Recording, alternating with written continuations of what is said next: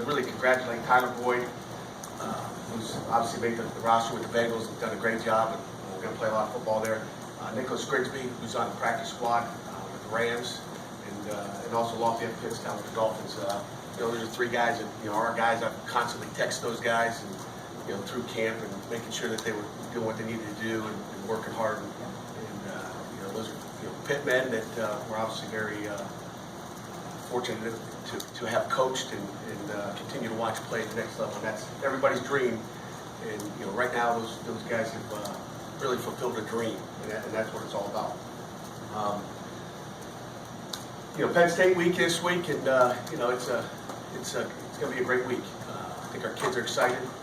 I think our coaches are excited. I think the fan base is excited. I think you guys are fired up. One thing I want to just, we're going to be locked in as a football team. And I know last week you guys were worried about, were we focused or not, and whether we were or not, we got the W, and so it's really doesn't matter. But as far as this week, our guys will be locked in, and just going to change the policy a little bit. And it's no disrespect to you guys at all. What I'd like to do is really just be the only voice this week. Okay, I want to try to eliminate all distractions. So we're going to kind of close out practice this week to the media. We're going to really not have our players talk. We'd like to just talk on Saturday. We'll talk and have as many guys available after the game as you guys need. But this week we're going to stay locked in and have no distractions.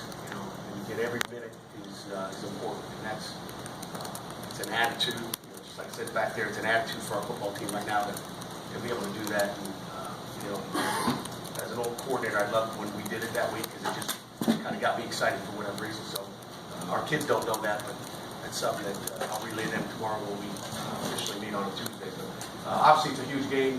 It's for many reasons. First of all, it's an ACC versus a Big Ten team. I think it goes a long way with where we are as a football program. This isn't the Big East or the American Conference or anything else. This is ACC, two Power 5 conferences, and it's going to be a battle. And it's going to be a lot of fun Saturday noon. And we just we're excited. It's obviously an in-state rival. It's something that we'll always embrace. As you guys know, we talked about it. Get limited opportunities. We haven't played for 16 years, and it's an opportunity to do it again. And I have a lot of respect for what they're doing over there, what they have. Being an old Big Ten football coach, I know about the Big Ten Conference. It's big, it's physical, it's fast, but the ACC is big, fast, and physical as well. So to me, that's where it starts. Is it's a conference battle. It's an in-state rival, and it'll be a battle in all those respects. Because you guys don't talk much about who they are, a lot of times it's always other questions. Obviously they've got two coordinators. They call co-coordinators on defense. But Brent Pry is their defensive coordinator, and Joe Moorhead offensive coordinator. Defensively, they look a little bit different on tape than they did a year ago. They're really fast. I think they got great speed. I think they're big. I think they're physical, like a Big Ten team is. They fly around with football. The one thing you notice, and maybe I just been out of it for a while, but they really play hard. He's got them playing really, really hard. Which as a football coach, I really got a lot of respect for what they're doing there defensively. They got some really good football players. One of them was former commit to us, Kevin Gibbons, who's really electric up front. I think he's not a big guy, about 270 pounds probably, but he's very athletic. He's very active, and my kind of D tackle. Really like what he's doing. He's recruited as a linebacker.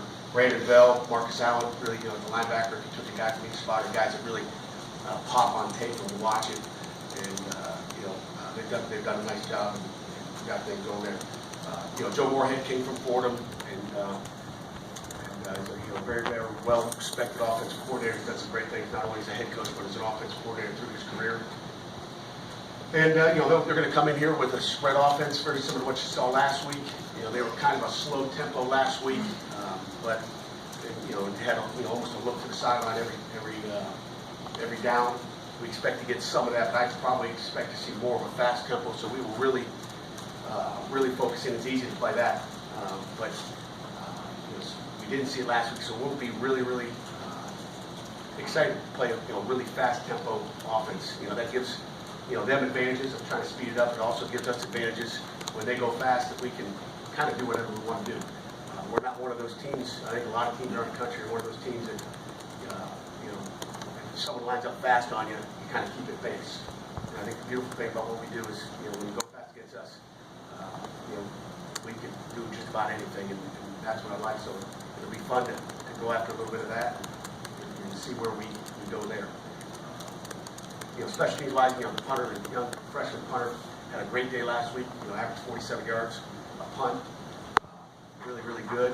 The kicker was 2 for 2 on field goals, which that's all matters really right there as far as special teams.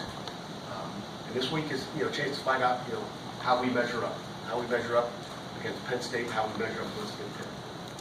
Now, how different are they? So with that, I'd be happy to answer any questions. So go ahead, you first. How different are they offensively with your sort of quarterback as opposed to drop back guy?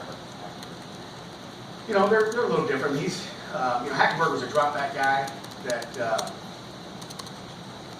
was more of a thrower. You weren't going to see zone read. So they got quarterback runs. They've got quarterback keepers.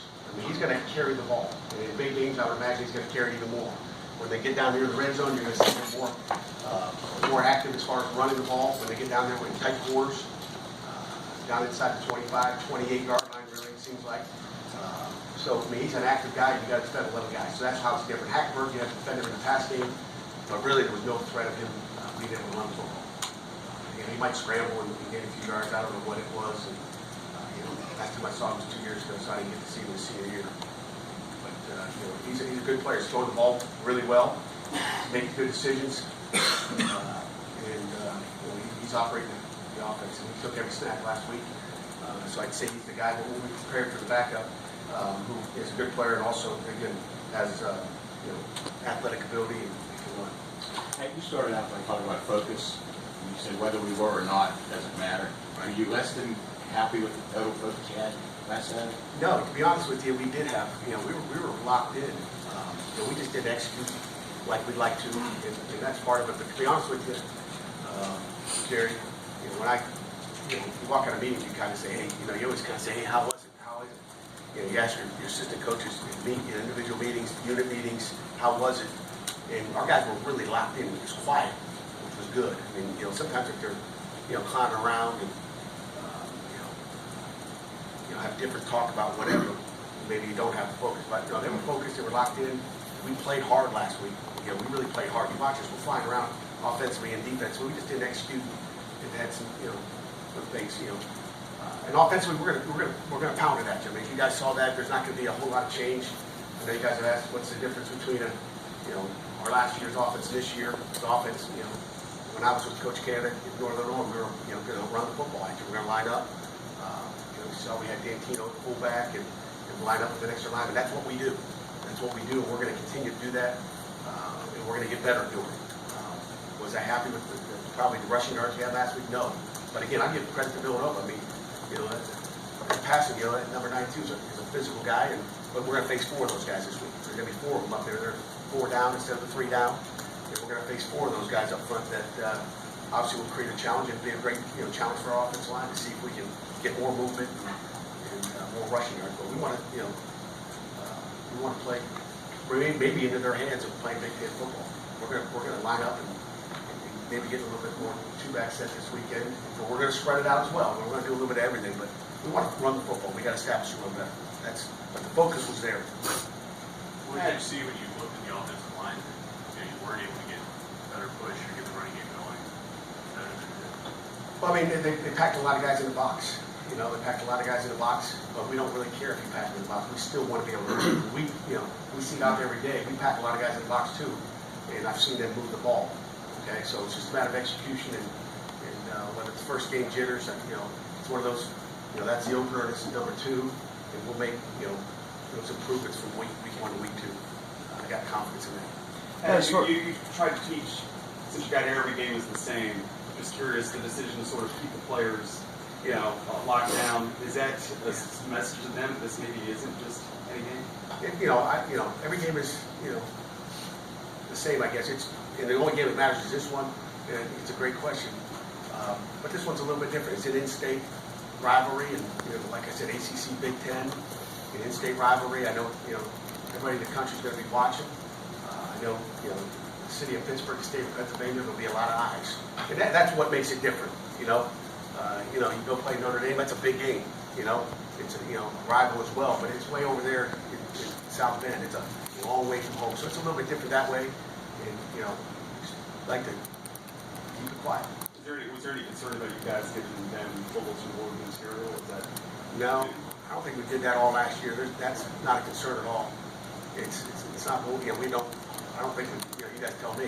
I don't think we really have ever given out bulletin board. Our guys are coached up. Even if you guys pride, Jerry prides, Ed pride, you guys pride. I think our guys have always been mature and understand what it's all about. It's not about an individual battle, or you can talk all you want and not get it done on Saturday. So it has nothing to do with that. It's just a matter of it's a different mind. It's a mindset and the attitude that we want to take into this game. So it's less about them saying too much, it's more about them hearing too much? Maybe. Penn State has said that it's going to use four different types of tempos. What type of challenge does that present? For us, we operate out of a no-huddle defense. 4 different tempos. There's 4 different things they got to work, in my opinion. They want to do 2 different tempos. I don't know if they go into a game saying 4 different tempos, but usually there's 2 major ones that you can see visually. They're going to line up real fast and run a play. They're going to line up real fast, make you get all ready, probably try to steal a signal, and then look over and see if they can get themselves in a better play. And we're going to get probably both of those. Those are the 2 major ones that we work around. 4, I think that's clinic talk. It's kind of interesting. It's only Monday, and you can already see 2 very different feels and philosophies coming out about this game from you and what you've said so far, and even in the post game where James said, well, people say it's a big game, as if to say it's not necessarily a big game for them. It's outside influence that's suggesting it's a big game. Are you embracing of this sort of dichotomy, this split between how Pitt and Penn State may approach this game? I'm not really worried about what everybody else is doing. I'm worried about our football team, but it is important to us, and we're going to embrace that tradition and embrace this game. Pat, what are you guys doing to address the headset problems that you mentioned on Saturday? I'm going to pound my head on this podium right here and see if I can address it that way. I don't we've addressed it, and we'll just continue. I did a poor job. I've known it's been a problem for a year now, and I blame myself really just for not getting it fixed earlier. So that's my fault, and hopefully it gets fixed. But coaches coach, players play, officials officiate. I guess our phone guys got to do the phone guys job and try to get it corrected. But I just didn't do a good job of addressing it myself. Figured it. I guess when you have a problem, you never fix it. It just seems to not get fixed the way we want. So we'll do whatever we have to do. We are going to get a whole brand new set. We're going to whole brand new set. Are your rules the same as the NFL's in the sense that the equipment is your responsibility, but the hardware is the ACC's responsibility, like it is the league's responsibility? Now all our headsets are really our responsibility. Okay. And we purchase them ourselves. It's not ACC purchase. It's all our headphones, and I think a good company, but there's a loose wire somewhere under the stadium. We need to find a loose wire. And you know what? And maybe if you guys have extra time this week because you won't be at practice, you guys can go down there and maybe help out. We can use people crawling through every crawl space to find out. It might be a rat that's chewing on a wire somewhere. We'll have time to do that. Yes, you will. If the lockdown works, might you continue it? Nah. It's a one-time thing? Yeah, well, right now it's one time, but it's one time right now. But I'm not going to speak for the coming weeks, but I love you guys. I want you to be around as much as possible. I want to keep it open. That's kind of how I've been for a year and a half now, and I want to continue to do that. But I want our guys to be locked in, and I just don't want any distractions. I want when they come off that field, I'd rather than go right in the film room and watch out practice than have to spend. If it's 3 minutes, it might be the 3 minutes that we missed. And it's a game inches, and I just want to take every inch we can get. These players have never really. They're day to day. There's a couple other guys that are day to day. You probably saw there's a couple guys that were banged up last week that we don't really talk about injuries. So day to day, we'll find out. These players have never really lived this rivalry. Do you feel like it resonates with them anyway? You know what? It's hard to say. It's hard to say. We're going to pound on that this week. It's something we haven't talked a whole lot about, because you're locked into one game, but, it's 16 years, and I think, I know when I first got into a major rivalry, I didn't get it, okay? I didn't get it the first year, but I got it the second year. I want to make sure they don't get it the second year. I want to make sure they get it the first year, so that's my job, making sure that they embrace it and understand what it's all about. How do you do that? I mean, I don't know. It's something it's in our room, and we'll find a way. Pat, since you've gotten here, how much have you heard about this game, and how anxious are you to kind of see what it's going to be like for you? I heard a lot about it because I, grew up right down the road in Youngstown, Ohio. As a little kid, that was a game. I mean, that was a game. And you watched it. Obviously, as a little kid, I was always just a fan of wherever my dad coached. So back in those days, I can't say I was a Pitt fan back then. I was a fan of anywhere. He had players that played in the NFL, like Cliff Stout was here with the Steelers, and things like that. And, Todd Blackledge was a quarterback there. And his dad, my dad, and I grew up with Todd Blackledge at the University of Kentucky. Our dads were on staff there together, and we used to go over to his garage and box. So it was kind of Penn State Pitt rivalry back in the day in his garage. And I think he had the best of us because he was the big guy. We were younger, I think. I think he was older. At least he was taller than me. I know that. But we used to box. And he kind of grew up watching Todd Blackledge. Those are the games I remember. Penn State when Todd Blackledge was there. And, he's still obviously a very good friend of the family. And his dad. That's what we got. For you guys who didn't dress on Saturday, not necessarily specifics, but were they injury-related, asking Coker and Delaney? Were they injury-related or something else? Injury-related, yeah. I mean, before dress, it was honestly injury-related. I can't tell you exactly honestly what that injury is. How come is it the game plan for Penn State when they have new coordinators, and like you said, it's tough to really read into a game one with the sloppiness and the rust that can. Yeah, I think it's very similar to what they're doing. I mean, they're saying, okay, they're probably going to go back and watch a little bit of North Carolina State, but what are we? We are what we are. I mean, I think offensively they're doing a lot of similar concepts. I don't know if Coach Moorhead changed all the terminology, but there's a lot of same stuff. I mean, they from my knowledge of what they used to be, Coach Donovan there, they did. I mean, formations are formations, so there's a lot of the same formations you're defending. So I'm sure they'll go back and see how we defend a formation even in the past. Doesn't mean they're running the same run plays or the same pass plays, but it's the same formation. How do we do it? What do we do? What's our adjustment going to be? And then they got to figure that out. But you kind of have to do your homework on both ends of it. You're going back to Fordham. Obviously, Brent was there in the past. You see a little element of Illinois with Tim Banks being the co-coordinator with some coverage stuff and a DB guy. So you see a little mixture of both that they've combined because they got cool coordinators on defense. So but they still are who they are. I mean, when you look at Penn State, they do what they do. They just got a different tempo. I think on offense where they used to huddle up and try to run the ball a little bit more. Obviously, they had a plan coming in for the defense and the rotation, and then to lose Hendrickson's ice early in the game. How do you feel that the other guys that stepped up, like Sean, Rory, Folston, how do you feel like those guys did? And it was obviously an increase in playing time over what the game plan. Yeah, well, we anticipated getting those guys in anyway. So I think since first day of camp, really coming out of spring ball, we felt good with our depth of defensive end. So whether Dwayne is with us next week or not, Rory Blair's had if I wrote one note on my Friday morning notes on practice on Thursday was, man, Rory Blair is playing hard. Last Thursday might have been his best practice, at least best Thursday practice. It was just the guy was locked in and flying around. And I would see a little slow Rory Blair. So we anticipated getting him in the game, regardless. I mean, we feel like they're co-starters anyway, to be honest with you. We'll be great with both, Dwayne and in there. And Folston wasn't as clean as I'd like him to be. But we expected to get him in there. He's so much better than he was a year ago. So we're not afraid to play those guys. And Sean Adoa, as you guys saw on the depth chart, I guess was slated to start. Maybe didn't have as great a week as I'd like him to have. But to be honest with you, he played played really good. He did what we thought he'd do.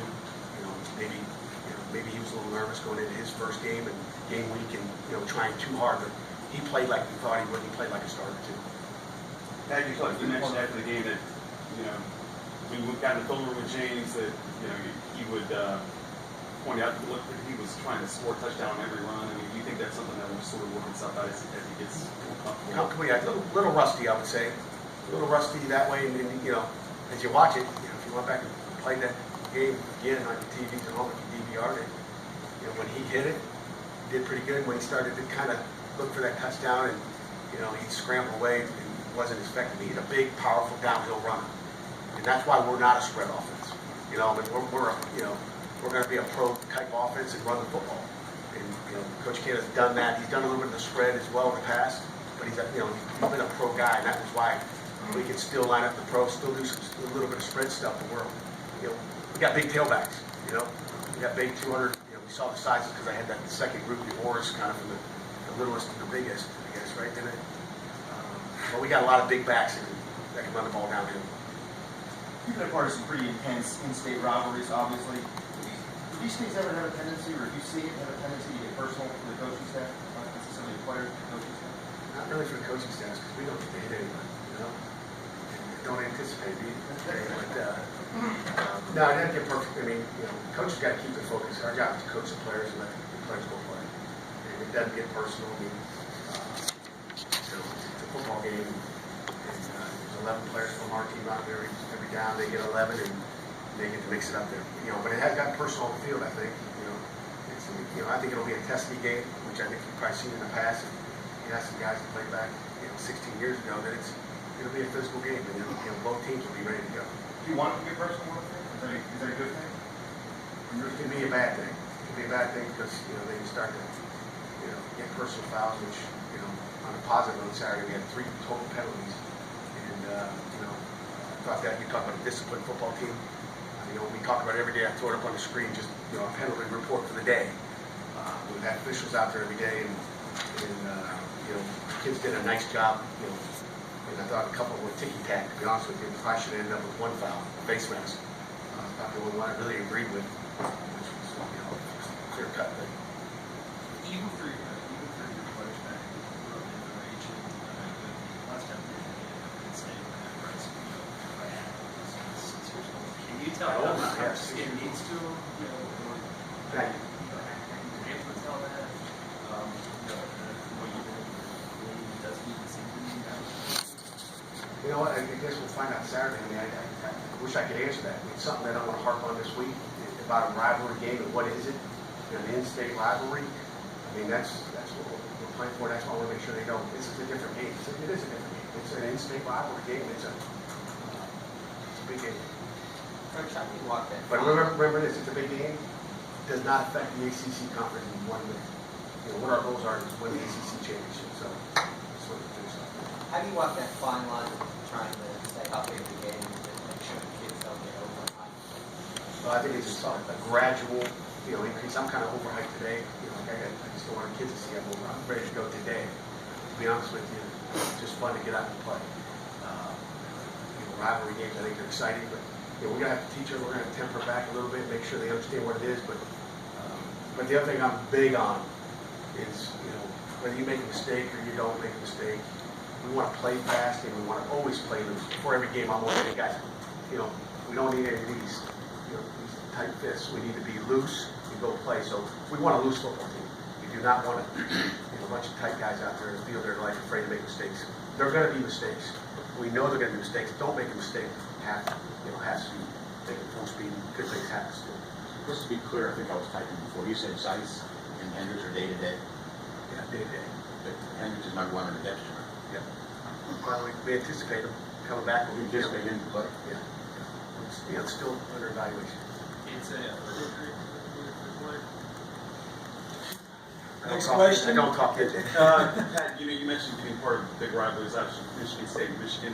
When you guys started to take control of that rivalry, started to get the upper hand, did you notice an effect in the living rooms of recruits that were sort of in the midst of both schools? Did you notice, and is that part of the you know, That's part of the battle. I mean, it carries on off the field afterwards. You know, it's not a do or die, because we're going to get the players we get. And some people grow up, you know, blue and gold, and some grow up being blue and white, and it doesn't matter. So we're gonna get our share anyway. But that plays a major factor, I think, in the end, because I think kids, you know, look up and they want to play for a win, and they want to know where, you know, which ship is floating and strong. Will you do anything different to kind of prepare for sound and environment this week? Yeah, I mean, you know, it's our host day. We know it's going to be loud, and I'm sure there'll be some Penn State fans there too. So, you know, we always, every week, you know, we have that music out. That's kind of a low, but we'll have the crowd noise as well. Just to, you know, take nothing for granted. And, you know, we always prepare for the noise. Coach, you talked about how they have a freshman punter kicking an almost 50 yards a punt, and then they have the huge kicker who made 47. I think that's 3 yards. That's a lot. Yeah, well, he's out punting Winslow so far after one game, and then Yep. Blewett was 0 for 2 on field goals, and they have a kicker who made both of his, and he can also, you know, truck the returner on the kickoff. So, Right. in such a close game, could be a low-scoring defensive battle. How crucial do you think a better special team performance is for you guys? How crucial do you think it is? Very crucial. There's three phases we talk about, and it's critical that we, you know, if we get an opportunity to kick field goals, we got to kick them. We got to go through that upright, and you know, and punter. You know, I was, you know, happy with Ryan. I mean, 47 is a, you know, long kick. And that's a big freshman leg right there. You know, I think, you know, I don't know what our average was, but I know our net was below 38, which is what our goal is. I think we might have been 36 and a half net. You know, we kicked one out of the end zone, which we lost 20 yards. You know, when you talk net punting, it's all about net punting. But you know, Ryan Winslow had a pretty good day. And again, you know, one thing in a punting game that you look at, you know, is it 47 yards? You know, what's the hang time? You know, can you get a return out of it or not? You know, for, you know, line driving at 62 yards, you know, with no hang time, you know, your returner's got a chance. So I think it's also about hang time. If I haven't gone to, you know, time is hang time yet, but you know, Coach Powell has. But, I think that's a factor. Final question, please. We'll give them a couple more questions because it seems like they got it this week. Because there's limited time. Is that all right, EJ? I don't know if you got a date tonight or not. Hey, I get the week to myself. Players coming in to experience this rivalry and talking to the kids either this week or anything? We'll have a game captain that has been around the rivalry, and you know, the guys got jobs too, so it's hard to get them in during the week. Pat, do you think that the winner of this game can get an upper hand in local recruiting or statewide recruiting? You know, you would think so, but it, you know, it's like I said, some are blue and gold, some are blue and white. Doesn't matter, so it won't matter at all. You know, you could look at this fact, you could look at it this way. The winner, you know, probably going to use against the winner. You know, if you're the loser, hey, you can come here and play faster for us. You know, I mean, so you know, it's whatever you sell. I mean, it's, I don't know if it's a big factor, but you know, sometimes the living room matters. Were you pleased with your defensive line's play after Hendricks went down? I mean, other than Folsom, the depth you had there, was it good to see that? Yeah, it really was. You know, I mean, I think, you know, Tyreek Jarrett was a war daddy in there now. I'll tell you, the guy, Tyreek was a flat war daddy, literally. He did what we thought he could do. He's playing with a lot of confidence, and he's hard to move in there. And he, you know, he just kind of dish rags some people out of a different, you know, offensive line. I mean, Penn State's offensive line gave up 1 sack last week. You know, the opener a year ago, they gave up a few. So, you know, you look at it, you know, much improved offensive line without question. And part of it is the scheme of their offense. I mean, they're not sitting back, you know, with a guy, you know, 7 yards deep, you know, with that little red X there saying that's where you got to go. That guy can move, and you got to be careful of trying just to go get him because he can escape. And, you know, even, you know, number 14 last week, Penn Narduzzi, you know, was able to scramble for a few yards even on the first play, on a broken play or, you know, something, you know, we're on a little bit, I guess, get someone in his face. So, I mean, you have to worry about his scramble, so it's not, you know, sick him right there, go to that spot, you know, hit the podium. You know, the podium is a stiff quarterback.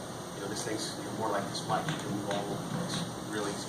How challenging is this offense since they attack more downfield than usual, plus they have Barkley and the offensive line is Quan Barkley is, you know, maybe the best tailback in the country, so it's a,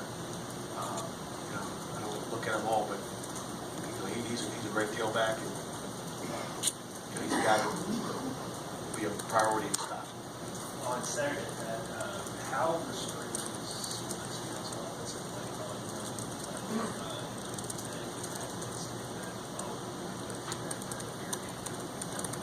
You know, you thought it was a bigger game, and it wasn't a bigger game, you know, because, you know, you watched the night before, I think it was the night before, you look at, you know, Happy State almost beat Tennessee, and, you know, we'd be crazy to sit there and go back and sit here on Sunday going, sorry guys, we underestimated our opponent as coaches, we tried to hold a lot back, and, you know, that was a tighter game than you'd like.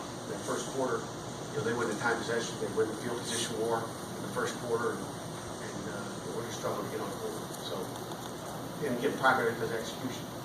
And you can't have that problem this week. But, you know, we don't, you know, I've never been around anywhere. Now, I don't take anything for granted. You know, one year we got beat by Central Michigan, and, you know, we felt awful after the game. You know, it was one of those, you know, probably in the last 12 years we lost one game that we felt like we should have won. We didn't hold anything back, by the way. And they had a receiver that caught everything. And week after the game, we're like, damn, Mac receiver kicked our butt. Okay, little did I know it's the guy that's next door. Okay, AV is, you know, we didn't know who he was. He was in the back, and just like he could be at Villanova. I told you, you know, and Antonio Brown was the guy. And we were like, you know, can't believe we got beat by a MAC team, but we had an NFL quarterback too. So, you know, we don't hold anything. I mean, if you're in this business, they all count one. They all count one. And if you take it for granted, you're in trouble. Maybe some people do. I don't know. But, you know, there were some major upsets this weekend. As you look down, you know, Houston